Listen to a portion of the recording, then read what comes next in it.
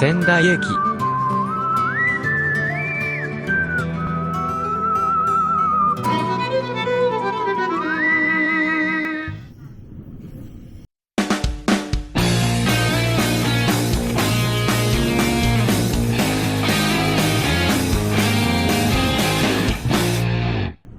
こんにちは、りょうのちょい旅です。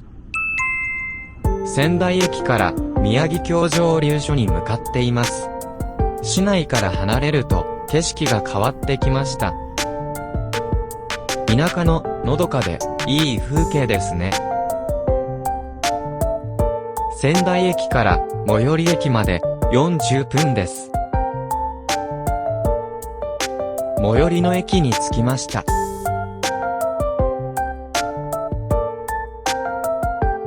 最寄り駅は作並駅となります。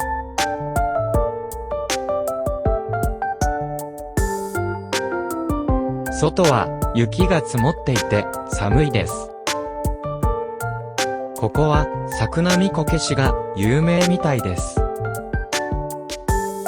駅前にはエリアマップの看板があります。作並温泉があるみたいですね。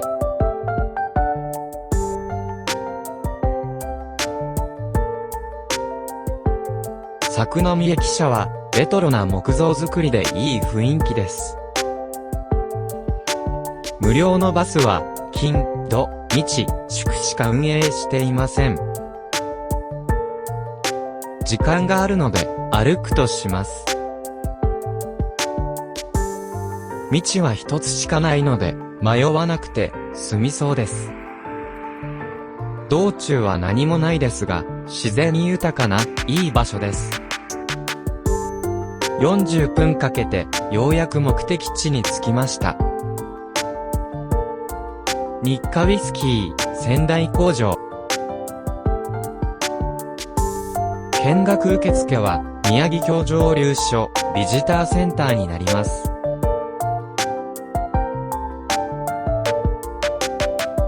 宮城郷ビジターセンター。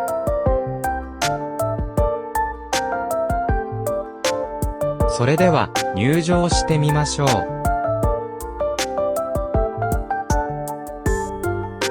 エントランスには蒸留機の模型やウイスキーが展示してあります。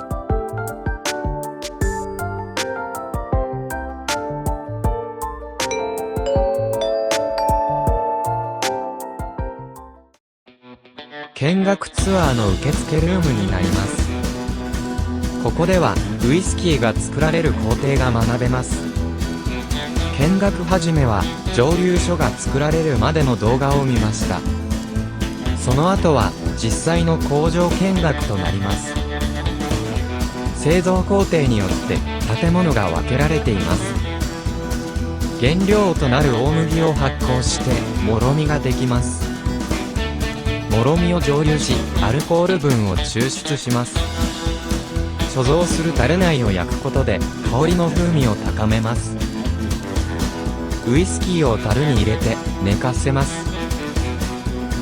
貯蔵年数によって色が変化していきます。いよいよゲストホールで試飲タイムです。左からアップルワインスーパーニッカ宮城郷になります。私は宮城郷が香りと深みがあって一番好きでした。有料のテイスティングも味わってみました。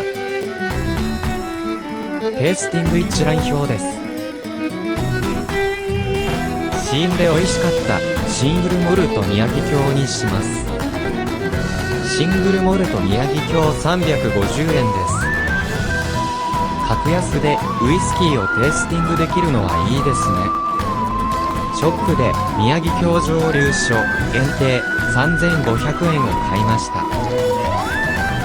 ウイスキー工場を無料で見学や試飲ができて、蒸留所でしかない限定品も買え